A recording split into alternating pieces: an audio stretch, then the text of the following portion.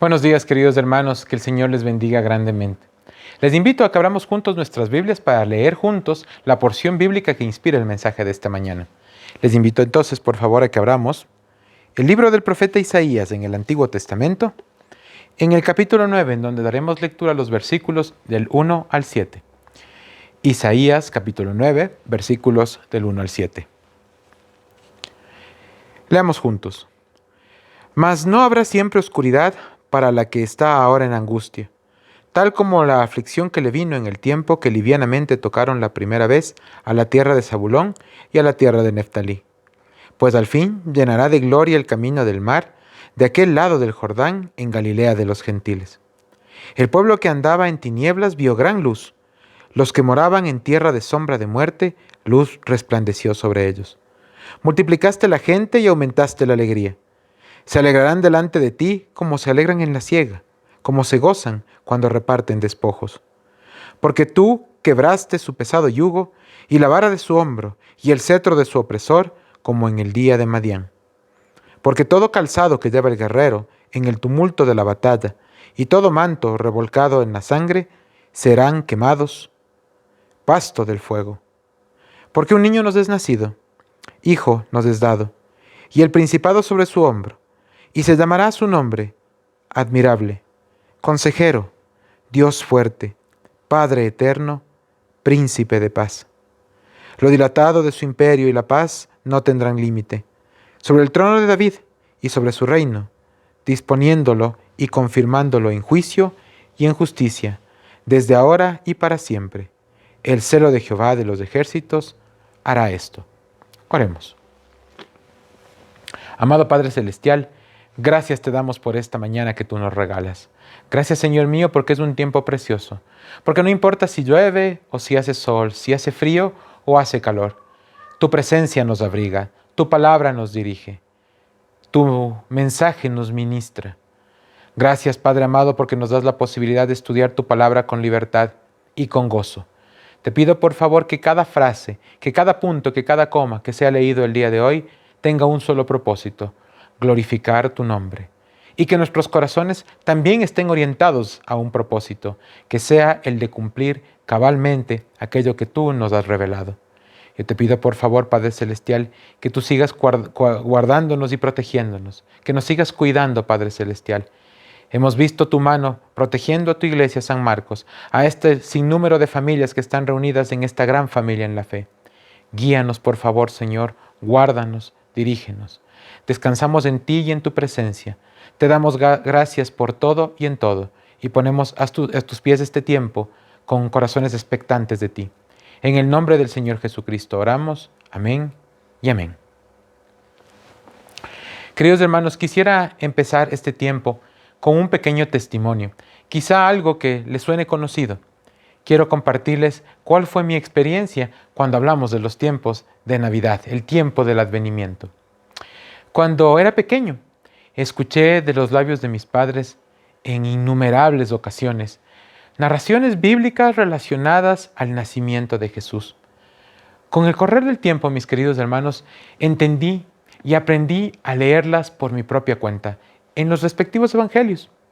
Pero solo desde que nací de nuevo, desde que el Señor me dio la oportunidad de convertirme en su Hijo, es que mi entendimiento fue abierto por la obra del Espíritu Santo en mi vida. Y entonces entendí finalmente que no solamente los evangelios y ciertas porciones de la Biblia hablaban de Jesús. Toda la palabra de manera íntegra apuntaba hacia Él. Y entonces, mis queridos hermanos, frases que están escritas en la Biblia, como aquellas que mencionan, como el profeta había dicho, o escrito está, fueron cobrando un sentido distinto para mi entendimiento. Y lo mejor de todo es que cada día que pasa, me maravillo más y más de toda la consistencia e integridad de la revelación de Dios en su palabra. Tengo la plena seguridad, mis queridos hermanos, de que tú, mi querida hermana, y tú, mi querido hermano, que estás escuchando este mensaje, te sientes identificado con este testimonio personal. Porque la obra que el Señor ha hecho en mi vida es la misma que está haciendo en la tuya. Quiero invitarte entonces a que nos podamos sumergir juntos en la porción bíblica que inspira el mensaje de esta mañana, siempre guiados por el Espíritu Santo para poder entender lo que el Señor tiene para nosotros, dispuestos a ser ministrados por el Señor y comprometidos a que podamos enseñar todo aquello que el Señor nos está revelando en este momento. ¿A quién?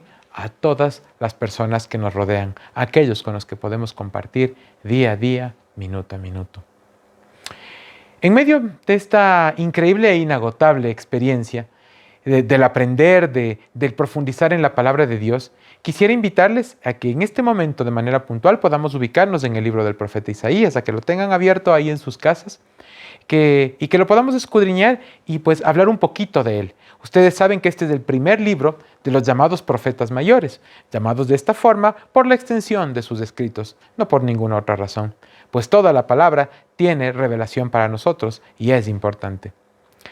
En los capítulos, mis queridos hermanos, 7 y 8, nos encontramos con la palabra de Dios relacionada al acuerdo colusivo, a esa conspiración que hubo entre Siria y el reino del norte para atacar a Judá, el reino del sur. Y es que en los capítulos comprendidos entre el 7 y el 10 encontramos una sección muy importante de la revelación que tuvo el profeta Isaías relacionada no solamente a Judá, sino también a lo que estaba pasando en el reino del norte de Israel. Judá estaba gobernada por el entonces rey Acaz, de quien se nos dice en la palabra de Dios que hizo lo malo a los ojos de Jehová. Y el problema que se vivía en ese tiempo no solamente era la amenaza de Asiria, no solamente era el asedio de los asirios, de este gran imperio de aquella época. La crisis interna que existía entre los reinos del norte y el sur, sus gobernantes y los respectivos pueblos demostraron la condición general en la que se encontraban espiritualmente. Buscaban consejo en adivinos, que a su vez consultaban a los muertos. El versículo 20 del capítulo 8 dice que obraban así porque para ellos todavía no había llegado el amanecer, no les había amanecido, es decir, seguían en oscuridad y no veían la luz. Era Jehová Dios a quien debían consultar, era a Él a quien debían buscar. Sin embargo, cruzaron la vereda hacia el lado opuesto. El juicio para tal atrocidad está recogido en los dos últimos versículos del capítulo 8, ambos quizá muy duros de leer y aún más duros de entender. Vamos a dar lectura para ponernos en contexto. Versículos 21 y 22 del capítulo 8 del libro del profeta Isaías. Y pasarán por la tierra, fatigados y hambrientos, y acontecerá que teniendo hambre se enojarán y maldecirán a su rey y a su Dios, levantando el rostro en alto. Y mirarán a la tierra, y he aquí tribulación y tinieblas, oscuridad y angustia, y serán sumidos en las tinieblas. El profeta pudo haber terminado ahí la narración con palabras de juicio y acusación contra un pueblo idólatra, cuya confianza definitivamente no estaba en el Señor. Sin embargo, el versículo 1 del capítulo 9 marca un cambio de sentido, un punto de quiebre hacia un horizonte totalmente opuesto. Se dice, mis queridos hermanos, que la luz brilla con mayor intensidad cuanto más densa es la oscuridad en la que se encuentra sumido alguien. El cambio que existe del capítulo 8 y el 9 muestra claramente la riqueza de la afirmación que acabo de hacer. Varios estudiosos de los textos originales, es decir, de aquellos que datan de sus lenguas vernáculas, sitúan a este versículo como el último del capítulo 8 y no como el primero del capítulo 9. Al leerlos de corrido, mis queridos hermanos, vemos que esta idea o que esta concepción cobra mucho sentido y tiene muchísima claridad. Les invito entonces a leer de corrido el versículo 22 del capítulo 8 y los versículos 1 y 2 del capítulo 9. Entenderemos entonces la preciosa unidad que existe a pesar del cambio de sentido. Versículo 22, nuevamente. Y mirarán la tierra, y he aquí tribulación y tinieblas, oscuridad y angustia, y serán sumidos en las tinieblas. Mas no habrá siempre oscuridad para la que está ahora en angustia, tal como la aflicción que le vino en el tiempo que livianamente tocaron la primera vez a la tierra de Zabulón y a la tierra de Neftalí. Pues al fin llenará de gloria el camino del mar, de aquel lado del Jordán, en Galilea de los gentiles. El pueblo que andaba en tinieblas vio gran luz. Los que moraban en tierra de sombra de muerte, luz resplandeció sobre ellos. Recordemos, mis queridos hermanos, que por su ubicación geográfica, las regiones de las que se hace referencia en esta porción, Zabulón y Neftalí, se encontraban literalmente al norte del Reino del Norte, al norte, en la sección norte del Reino de Israel. Estas dos regiones, por su ubicación, fueron las primeras en caer ante la invasión de los asirios. Todo esto, mis queridos hermanos, no sin antes una larguísima temporada de asedio militar e innumerables advertencias de los profetas del Señor sobre las consecuencias que vendrían sobre este pueblo como fruto de su idolatría y la desobediencia tanto del pueblo como de sus autoridades. Pero a esa misma región, mis queridos hermanos, a esa misma región de Galilea, le vendría después un enorme privilegio, definitivamente una bendición sin par. Aproximadamente 740 años después, veríamos el desarrollo de la vida terrena del Hijo de Dios. Primero, en su etapa inicial, ¿verdad? En su etapa de crecimiento en la ciudad de Nazaret, ubicada en la región de Zabulón. Y después en la ciudad que se convirtió en el centro operativo, en la base operativa del ministerio del Señor Jesucristo, Capernaum, que se encontraba ubicada en la región de Neftalí. Vemos una alusión directa entonces, mis queridos hermanos, a esta afirmación en el Evangelio de Mateo, cuyo capítulo 4, versículos del 12 al 16, detallan el cumplimiento de esta porción bíblica. Vamos a dar lectura. Ubiquemos el libro de Mateo, capítulo 4, versículos del 12 al 16. Cuando Jesús oyó que Juan estaba preso, volvió a Galilea. Y dejando a Nazaret, vino y habló en Capernaum, ciudad marítima en la región de Zabulón y de Neftalí, para que se cumpliese lo dicho por el profeta Isaías cuando dijo: tierra de Zabulón y tierra de Neftalí, camino del mar, al otro lado del río Jordán, Galilea de los gentiles. El pueblo, asentado en tinieblas, vio gran luz. Y vemos la referencia exacta, continúa el versículo 16. Y a los asentados en región de sombra de muerte, luz les resplandeció. ¿Les suena familiar? Lo acabamos de leer hace un momento, mis queridos hermanos. Qué precioso es esto, ¿no es cierto? Qué precioso es ver la unidad del Antiguo y del Nuevo Testamento de una manera tan clara. La diferencia, mis queridos hermanos, en esta referencia que aparentemente es textual, es que la palabra luz al final del versículo 16 de Mateo 4 aparece con mayúscula. Y entonces, ¿qué luz es esta? ¿A qué se refiere una luz escrita con mayúscula? Quizá un nombre propio. Veamos qué es lo que la Biblia nos explica al respecto. Vamos ahora a correr al Evangelio de Juan, capítulo 8, versículo 12.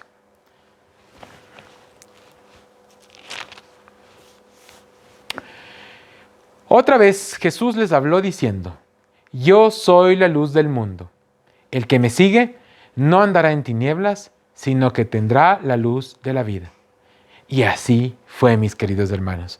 El ministerio de Jesús inició y se dirigió desde una región otrora castigada severamente y que ahora estaba mayormente poblada por no judíos o gentiles, como les llamaban en ese momento. Algunos podrían considerar esto como una afrenta contra el pueblo judío, pero en realidad es una muestra más del amor de Dios para reconciliación y una muestra más de su poder y el alcance universal de la salvación. Recuerden ustedes que una de las formas en las que Asiria y Babilonia conquistaban era retirando a los pueblos conquistados y dispersándolos en el resto de su territorio y trayendo a otras personas a vivir ahí. Así es que no sorprendía en absoluto que la población que vivía ahora en esta región sea mayormente gentil o gente no judía. Vamos a continuar ahora al versículo 3 del capítulo 9 de Isaías, ¿verdad? Vamos a dar lectura. Multiplicaste la gente y aumentaste la alegría. Se alegrarán delante de ti como se alegran en la siega, como se gozan cuando reparten despojos. El profeta hace uso de dos tiempos verbales en esta afirmación. La primera se ve en la primera parte, ¿verdad? En la primera sección, en donde se narra en tiempo pasado, como si esto ya hubiese ocurrido. Es como si el profeta regresase a ver hacia atrás. La multiplicación de la gente hace referencia al crecimiento en el número de los creyentes, lo que hoy llamaríamos la multiplicación de la iglesia. Viene a nuestra mente el capítulo 2 del libro de los Hechos. ¿Recuerdan la primera prédica de Pedro, el Pentecostés? La palabra iglesia no era conocida por Isaías de manera alguna, pero esta es la interpretación más estrecha y acertada a la profecía realizada por él. En este momento pasamos a la segunda parte del versículo, en donde vemos que el tiempo cambia a futuro, en donde los creyentes se alegrarán en el Señor, como lo hacían en aquel entonces durante la esperada etapa de la siega. Es decir, cuando al terminar la cosecha y esperar el tiempo, recogían los frutos del esfuerzo. O cuando era comparable también, como dice la narración bíblica, al terminar una batalla se repartía lo conquistado. Entonces, mis queridos hermanos, ¿a qué qué momento del tiempo se refiere esta profecía? ¿Cuándo llegará el momento de la siega y la alegría definitiva e incomparable? Si los primeros 2 versículos dejaron claramente expuesta la primera venida del Señor a nuestro mundo, a estar con nosotros, este tercer versículo nos habla con claridad de la segunda y definitiva venida, aquella que pondrá fin al mundo como nosotros lo conocemos para la instauración del reino definitivo y eterno de Dios. Así es, mis queridos hermanos. Versículos 1 y 2, primera venida. Versículo 3, segunda venida. Versículo 4. Porque tú quebraste su pesado yugo y la vara de su hombro y el cetro de su opresor, como en el día de Madián.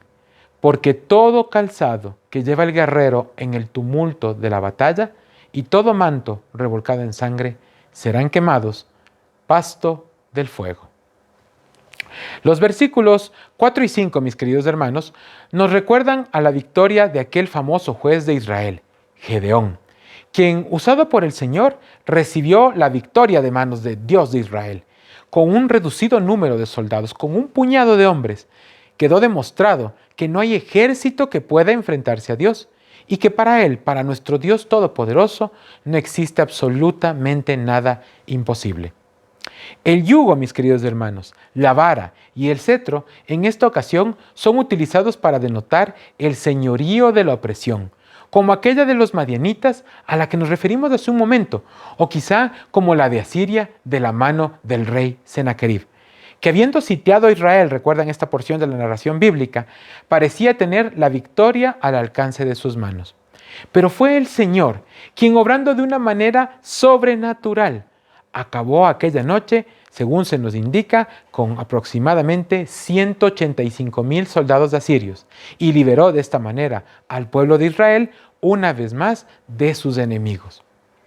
Pero, queridos hermanos, ¿qué mayor opresión existe? ¿A qué otra opresión de mayor nivel podría referirse esta porción a la que nosotros tenemos como seres humanos, a la que existe en nuestras vidas? Esa ocasionada por el pecado y las consecuencias de ese pecado sobre nuestras vidas y de las personas que nos rodean. No hay pena humana, mis queridos hermanos, que se compare con la muerte espiritual, que no es otra cosa que la paga del pecado que nos aqueja, ¿sí? Esa muerte espiritual que es la separación eterna de Dios. No existe peor castigo para los seres humanos. Pero el profeta es claro en afirmar, mis queridos hermanos, en estos versículos, que esa vara sobre nuestro hombro, que ese cetro opresor ha sido roto. Después de una victoriosa batalla, todo despojo ha sido quemado y desechado. Entonces, la pregunta es, ¿quién ha hecho posible la libertad definitiva del mayor yugo existente? La respuesta a esta pregunta, que es muy importante, la vamos a encontrar directamente en la palabra de Dios, en esta ocasión en el versículo 6, que les invito a leer junto a nosotros nuevamente. Porque un niño nos es nacido, hijo nos es dado, y el principado sobre su hombro, y se llamará su nombre admirable, consejero, Dios fuerte, Padre eterno, príncipe de paz. Aunque hay teólogos, mis queridos hermanos, que hilan fino sobre esta porción bíblica, indicando que no hace referencia a la primera venida del Señor al mundo, sino más bien de la segunda, La evidencia muestra mayor contundencia y claridad con la referencia del nacimiento del Señor Jesucristo, es decir, su primera venida. Claramente se nos habla de un niño nacido. Este hecho, mis queridos hermanos, es narrado detalladamente en los evangelios.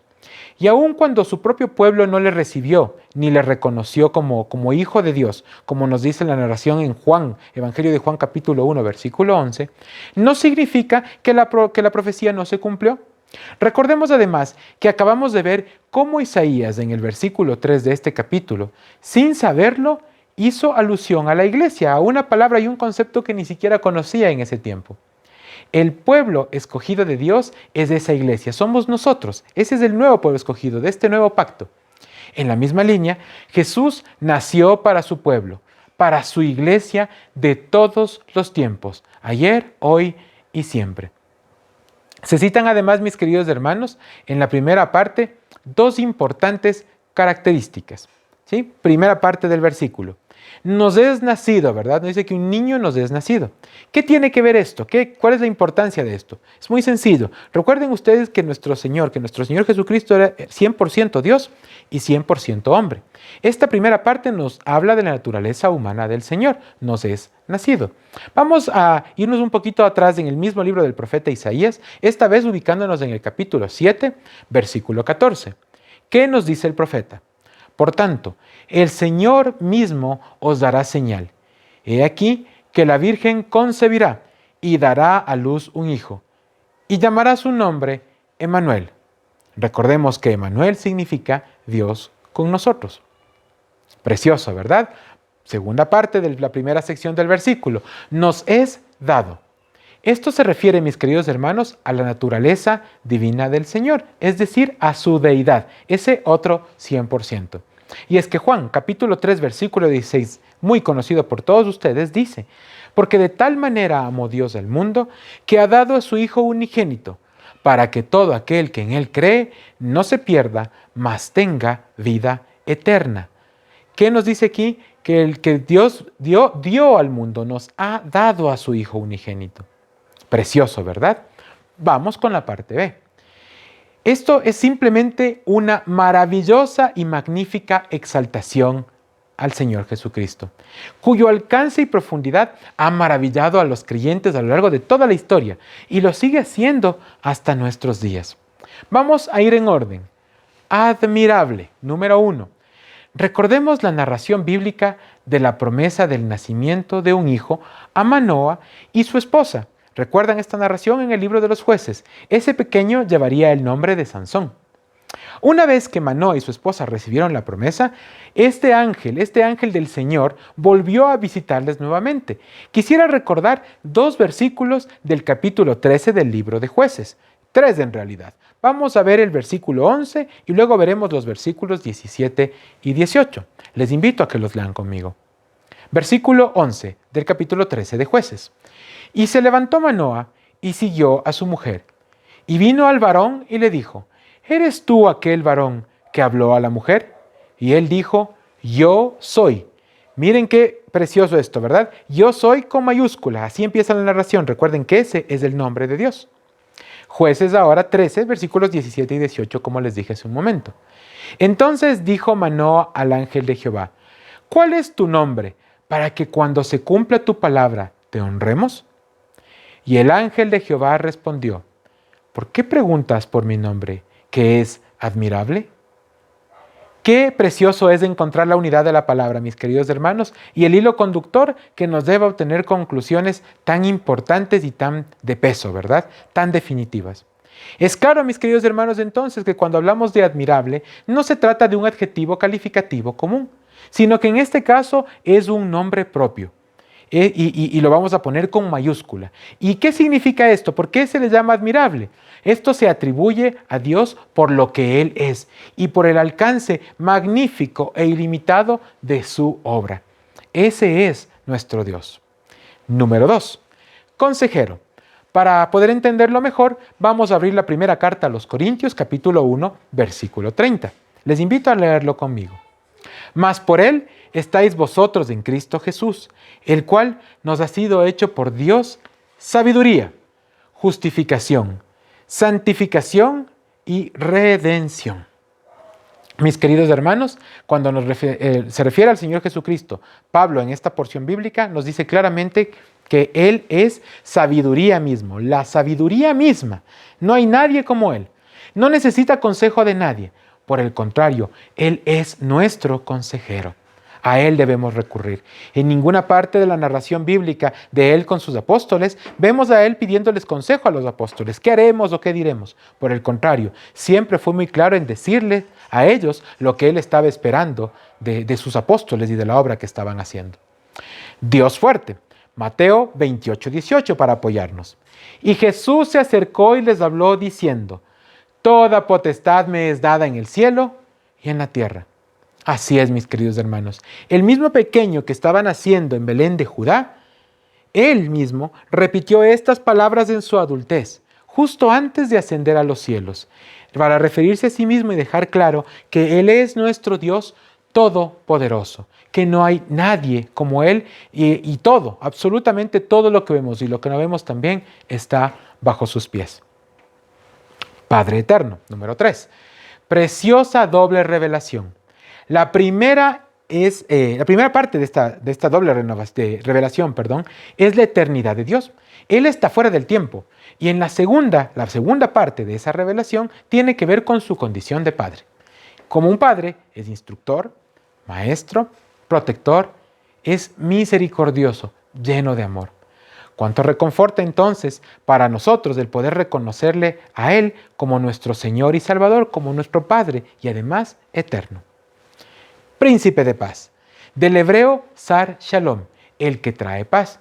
Este, mis queridos hermanos, es el culmen de la porción bíblica, porque este nombre hace referencia al reinado de Cristo. Sabemos que Él reina sobre todo, pero en esta porción se refiere a aquello que sucederá después de la segunda venida de Cristo. La instauración de su reinado visible por toda la eternidad. Esto además se refuerza de una manera clara en el versículo 7, que es el último de la porción que estamos leyendo del profeta Isaías capítulo 9. Dice así el versículo 7: lo dilatado de su imperio y la paz no tendrán límite sobre el trono de David y sobre su reino, disponiéndolo y confirmándolo en juicio y en justicia, desde ahora y para siempre.